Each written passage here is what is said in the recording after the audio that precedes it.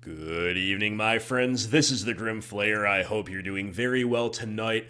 Are you ready for another MH2 spoiler? Because I am. Because I'm going off the deep end with all of this stuff as promised. We're talking here about Carth the Lion. Will he rock? Or, if you prefer, will he jund? Will he junk? The point here is he will be playable, I think, roughly similarly in any BGX mid-range deck, provided you build the right shell around him, if he meets the threshold of viability. I know those are two big ifs, but what I mean by the threshold of viability is his power level ready. Well, we're going to talk about that, ready for the modern landscape, the unforgiving modern format, and as far as the shell goes, I think Rock, Jund, or indeed Abzan could do this roughly as well as one another, and that is lean disproportionately into Planeswalkers. I'm not talking about building a pure Super Friends deck, but we will be playing a higher Planeswalker count than usual. We will maybe be incentivized to play some relatively unusual Planeswalkers by the standards of BGX in order to maximize Carth. If you're interested in playing him, of course, so we're going to break it all down for you. We have 3 different versions with the same art. We've got the normal pack rare, we've got the extended art, and then we've got, of course, the retro old gold border. You love to see it. Carth the Lion, I understand lore-wise, has got something to do with Dak and Blackblade, I believe. So we're bringing back some old rivalries, some old allegiances. It's some pretty cool stuff. So let's talk a little bit about this guy. Thanks for watching, and let's get into it. Carth the Lion is a 4-drop, 2 gray, 1 black, 1 green, legendary human warrior. There's something very cool about all of that together. The Golgari colors in the old gold border, a legendary human warrior. So far, so good if you ask me, right? This guy could be like the distant ancestor of the Grim Flayer, just saying. And he's a 3/5. Okay, that's an interesting stat line. Not one you see every day in Modern, so pretty resilient, okay power. But what does he do? There's a big old wall of text here. Well, whenever Carth the Lion enters the battlefield, or a planeswalker you control dies, look at the top 7 cards of your library. Okay, you may reveal a planeswalker card from among them and put it into your hand. Put the rest on the bottom of your library in a random order. So, first of all, there's another line of text. We're going to stop there and read the bigger paragraph first once again. ETB, look at the top 7, pick a planeswalker, put it into your hand. Or, when a planeswalker dies that you control, look at the top 7, reveal a planeswalker, put it into your hand. This is lots and lots of value, my friends, and it is also selection. Again, that's where that shell comes in. You need a disproportionately high number of planeswalkers, more than average, but you don't need an inordinate amount. You don't need to play 20 planeswalkers for this to hit, and for you to have a little selection. You know what I mean? So this is good value, and you would expect good value for a mid-range card at a 4-drop, but it is good value nonetheless. Now, Carth's second line of text reads, Planeswalker's loyalty abilities you activate cost an additional +1 to activate. And the way that is phrased, it sounds like a bad thing, but it's actually a really, really good thing. Let's explain a little bit what that means. So, in effect, you are adding 1 counter as the kind of preliminary cost before you pay whatever the other cost is of the Planeswalker activation. So, as you can see from this Reddit thread, people don't know what's going on at first. Even people who know what it does are kind of, not necessarily explaining it correctly as far as the rules go. But basically, the way I just said it is a good enough way to conceive of it. So if we look at Liliana of the Veil, her -2 effectively only cost -1. And it doesn't just mean that if you're at 2 loyalty, you can -1 her and she'll still be at 1, although that's true. Even if Liliana is at -1, you can still -2 her, because again, in effect, you are paying an additional cost, which is adding +1 loyalty to your planeswalker before you pay what I would conceive of as the second part of the cost, which is +1, -2, or -6, respectively, on Lily of the Veil. I hope that makes sense for you, my friends, and that, of course, is just very strong in general with Planeswalkers. It means, just to go back to that Liliana, you're +1ing, you're getting toward ult twice as fast as you otherwise would. You are losing half as much loyalty as you otherwise would to edict the opponent away. And of course, you are also either ulting at a lower threshold or you're more likely to survive the ult than you otherwise would. So in every single way, this is good, obviously, with Planeswalkers, and it gets even better because going back to Carth, remember that if your Planeswalkers die, because they are more powerful, they're drawing more pressure from your opponent, they have to spend a card on it, they have to spend attackers on it. Carth blocks really well, by the way, as a 3/5, but assuming they can attack through anyway. Well, every time a Planeswalker dies, whether it be because you cashed them in after some undue efficiency, or whether the opponent spent more resources to deal with them, Carth's triggered ability happens again. You get to look at the top 7 again, and it just goes on and on. Now, maybe the opponent just simply kills Carth, and that can happen, but look, he dodges Abrupt Decay, he dodges Lightning Bolt, he even dodges Flame Slash, he dodges Unrevolted Fatal Push, maybe they Assassin's Trophy or something like this, or Path to Exile, but he already got a 2-for-1. Maybe he also was able to reduce the cost of at least one Planeswalker activation before he was dealt with, and then on top of that, you know, if your opponent again is trophying or pathing, you're getting an upside there as well. So Carth the Lion, a very, very value-intensive card. Now, I know that we have to talk about the downsides. The downsides here, he's slow, he's dirtily, he incentivizes you to play a slower, dirtilier deck too. So I'm not even necessarily saying that this will rock, but what I am saying is that the value is unique enough and strong enough and desirable enough across multiple axes on which we usually compete as mid-range players that we shouldn't just dismiss it because he's a little bit slow.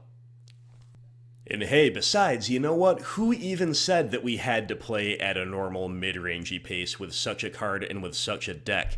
What if we take a leaf out of the Book of Panza, Arbor Elf, Utopia Sprawl, the Wombo combo, making 4 mana on turn 2? How about a turn 2, 3/5, dig 7 deep, put a Planeswalker of your choice into your hand, followed by turn 3, at least 1 Planeswalker, possibly 2, activating at an additional +1 loyalty, which is again is a good thing, even though the phrasing is a little unusual. Arbor Elf, Utopia Sprawl, not exactly mid-range cards as we see them in black-based mid-range, but they work just fine for Panza. Now, I know that's a different deck, but again, maybe we could take a couple cues from them in this regard. If you are less comfortable shoving all in with Arbor Elf and Utopia Sprawl, if you want to play a little bit more of a mid-rangey game with still a little bit of ramp to enable Carth and a higher walker count, Gilded Goose exists. This is a kind of mid-range mana dork, if there is one in this format, because Gilded Goose lets you power something out early ahead of curve and then continues to accrue value over the course of a long game. Not as bad of a top deck as traditional mana dorks are, and you might remember Abzan Gooseblade that I played on the channel a while back. That kind of was in on the same idea of like powering Planeswalkers out ahead of curve, using Gilded Goose for that, and also not being totally dead in grindy games, especially when your life total matters, right? So we could play a little bit of Black Panza here, or at least a little bit of ramp. Again, it'd be a little hard to say where exactly we should fall in that regard, but if we are playing a bit of a Panza game, remember, Fulminator Mage, Reign of Tears, these cards are in our wheelhouse. You could even ramp, people like Deathcloud. I don't know how viable that is in Modern, but there is some precedent for this strategy. It is not a totally dead one. We're not trying to build it totally from scratch. But the point here is that I think Carth, in addition to incentivizing a higher Planeswalker count than average, also really makes us want to take a second look at what options we have to ramp him and his host of supporting Planeswalkers out ahead of schedule. Now finally, my friends, speaking of that supporting cast, who should we play alongside Carth if we are going to test this guy out? Well, I've already mentioned Liliana. I've already used her as my primary example for how his abilities work. I do still think she is the very best one to lean on here. I'd be surprised if it was correct to play any less than a full playset of her for all the usual reasons, and definitely, could be proven wrong about that. Maybe we want stuff that's a little more value-oriented, lets us keep our hand a little bit fuller. Kind of doubt it. Certainly she will be present in some number, and then, of course, you can't really look too far afield to start from the other proven BG Planeswalker, so that means Liliana the Last Hope, who again can accelerate toward that ult a lot more quickly, can minus for value more repeatedly, and her ult actually wins the game. It's an actual win condition, whereas Liliana the Veil's obviously very powerful, sometimes a de facto win condition, never really a literal one. So Last Hope, Vraska Golgari Queen kind of has the same energy as Lily the Last Hope in that she obviously benefits from Carth just like all the others do, and her ult actually does win the game. Pretty cool bucket list moment, perhaps, to use Carth to tutor Vraska, to get her to the ult quickly, and then to ult Vraska and have Carth himself actually swing for the win. That would be an epic moment for the Lion, you have to say. And then we could look a little bit further off the beaten path into the BGX colors. I'm not going to go through every Planeswalker here. And Davriel Rogue Shadow Mage, this is probably a little too dirtily and too janky, especially because Carth is already kind of a slower shell, right? But, you know, it would be kind of funny to just repeatedly discard the opponent out every turn for free. It's like a free Raven's Crime that leaves a Planeswalker behind every single turn with no end ever in sight for the opponent. Would be kind of funny. Also shocking them to the face, you know, if their hand was low enough. A little bit more interesting, maybe, a little bit more realistic is Nissa Vital Force. Now, maybe Modern has passed her by a little bit, at least in the context of the Rock. I think that's probably true. But on top of that, you know, or sorry, leaving that aside, she is a card we used to play more often, anyway, as a grindy value piece. And with Carth on the field, Nissa can immediately ultimate the turn she hits the field. And that is incredible. I mean, yes, if you're in it for a grindy game, that just kind of wins you the game. You get an emblem with whenever a land enters a battlefield under your control, you may draw a card. Okay, seems really, really good. And of course, you can use her for all of her usual other ways as well. She is a good grindy piece, or a good clock, as well. And it's definitely worth keeping your eye in general on walkers like Nissa, who can ult the turn they come down in conjunction with Carth. The final card we've got to mention alongside Carth is Renin 6, simply because it's the most powerful Planeswalker that exists in our colors, probably even more so than Liliana, hate to say it, and also, so in general, it's just you're not lowering your card quality at all to include that, obviously, and also Renin 6 can ensure that you are making your land drops curving out to resolve Carth and to resolve, of course, all of the other Planeswalkers, and sometimes red will keep you in the game, sometimes red will interact a little bit more profitably or efficiently early game than straight green-black or than green-black-white, right? Depending on the opposition and on the metagame. So we gotta mention Renin 6, of course, when we're talking about any kind of Planeswalker-related BGX build-around. But, you know, you could talk about other red walkers. Obviously, Chandra Torch of Defiance is a big one. You can talk about the white Planeswalkers. We've got Gideon. We've got the new Elspeth with Escape. We've got Kaya. There's lots and lots to talk about. I won't belabor the point here because the question is Carth viable at all? And then, if so, what kind of ramp package do we play?